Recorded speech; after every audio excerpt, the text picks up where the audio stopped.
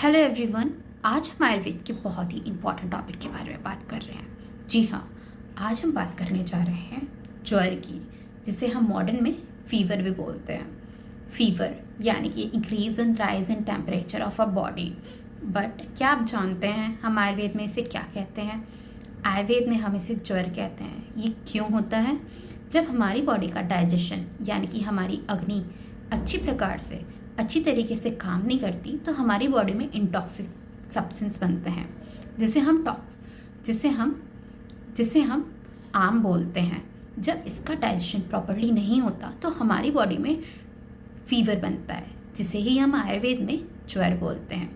आयुर्वेद में फीवर को भी अलग अलग टाइप से बताए गए हैं, यानी कि ज्वर भी अलग अलग प्रकार के हैं।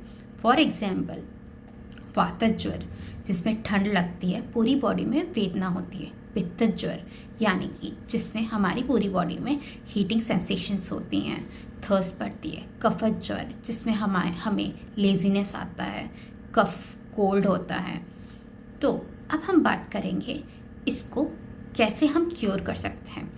आयुर्वेद में हमें बताया गया है फीवर के सबसे important remedy initial phase of fever में हम लंघन कराते हैं, यानी कि हम रोगी को यानी कि पेशेंट को लघु फास्टिंग पे रखते हैं और लघु आहार देते हैं। फिर हम पेशेंट को गरम पानी पिलाते हैं, लाइट फूड खिलाते हैं, एज वेल एज हम उसे स्पाइसी ऑयली फूड खाने के लिए मना करते हैं।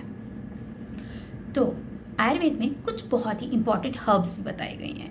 इम्पॉर्टेंट हर्ब्स लाइक गिलोय, गुडुचि, तुलसी, जो हमें हील करने में इनिशियल स्टेज में बहुत ही फ़ायदेमंद होती हैं। धन्यवाद।